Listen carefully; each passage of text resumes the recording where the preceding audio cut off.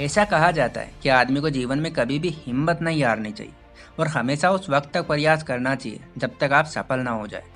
कुछ ऐसी ही कहानी है नागपुर के आईएएस सैयद रियाज अहमद की, जो लोगों के लिए एक इंस्पिरेशन है।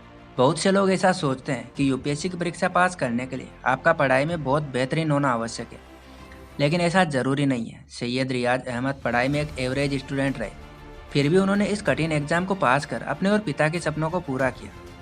सैयद रियाज अहमद के माता पिता ज़्यादा पढ़े लिखे नहीं थे, इसके बावजूद उन्होंने अपने बच्चे को अच्छे से पढ़ाई करने पर जोर दिया। इसी कारण सैयद के चारों भाई बहनों ने पोस्ट ग्रेजुएशन की पढ़ाई पूरी की। सैयद ने ग्रेजुएशन और पोस्ट ग्रेजुएशन किया।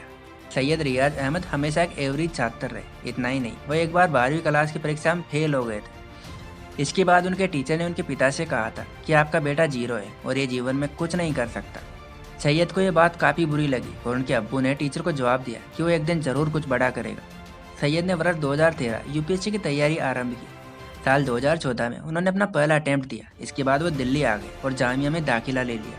फिर उन्होंने दूसरा अटेम्प्ट दिया और फिर भी प्री नहीं क्लियर हुआ। इस बार वजह बनी ज़्यादा पसंद कर देना, जिससे नेगेटिव मार्किंग हो गई। हालांकि तीसरे अटेम्प्ट में सैयद प्री और मेंस पास कर गए, लेकिन इंटरव्यू में रह गए। सैयद ने हार नहीं मानी और चौथा अटेम्प्ट दिया, इसमें मेंस नहीं क्लियर हुआ।